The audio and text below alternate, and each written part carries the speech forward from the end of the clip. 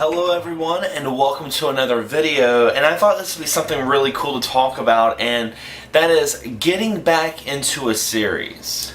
I think everyone watching this video can name at least one game that spawned into a series that we've grown to love, and theoretically every game that comes out just starts getting better and better. But what happens sometimes is these series get kind of oversaturated with titles, and it starts to get to the point where the series is no longer fun anymore. We start to not really look forward to the next game coming out, or we just forget about the series altogether. Well, what I want to do in this video is I want to talk about a series that I, started out really liking, then didn't like anymore, and now I've, with the newest release, I've started to fall back in love with the series. Now, the series I wanted to talk about is Pokemon. It's funny. I remember when Pokemon had just came out, I remember reading that issue in Nintendo Power and being very intrigued at what this game was going to be all about. Now, when this game came out, of course, like Tamagotchis and Gigapets and all that stuff, Digimon was really big at the time. So I knew, for a little bit, I knew that Nintendo was going to be maybe trying to ride that gravy train, but I had no idea that this was actually going to be a turn-based RPG, and a good one at that. For some people, this was their very first turn-based RPG they ever played, and the fact that Nintendo had two different versions, they had the red and the blue, really added a little bit more of a social with handheld gaming, and I thought that was very revolutionary at that time. I mean, there were certain Pokemon you could catch in the blue version that you couldn't catch in the red version, and of course with the link cable you had to make friends with some people that you normally wouldn't talk to because they had a link cable and you had to catch them all. And over the years we had a lot of different Pokemon games come out, and I stayed on the bandwagon for a little while. I enjoyed Blue and Red, I played a little bit of Yellow. Heart and Gold was a lot of fun, but then after a while it started to feel kind of cookie cutter. That's the best way to describe it. It started feeling kind of predictable.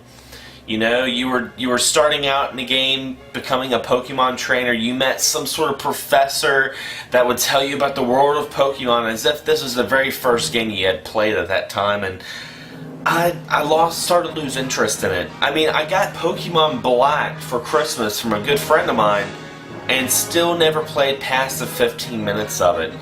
Needless to say, I was very burnt out of this series, and I just no longer were paying attention to it anymore, and it was kind of sad, but it had nothing new to offer.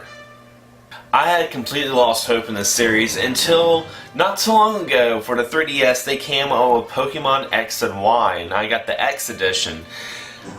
I have to say I wasn't that interested into it when I first heard about it. A lot of my friends were really stoked about it, and I was just kind of like, I was interested, but I had been so burnt out of the previous generations that it just didn't motivate me to play it. That was until I saw the game footage. Finally we saw something with a breath of fresh air, with the 3D graphics. They've included so much new incorporations to the battle system. It kind of made me think of like Pokemon Stadium for the handheld, which was a lot of fun, and they simplified things, and normally I would not be happy about that, but with the experience share now, you can have a party that has almost the same amount of levels, so everyone's moving at the same pace. Also, the fact that they've incorporated more of the online.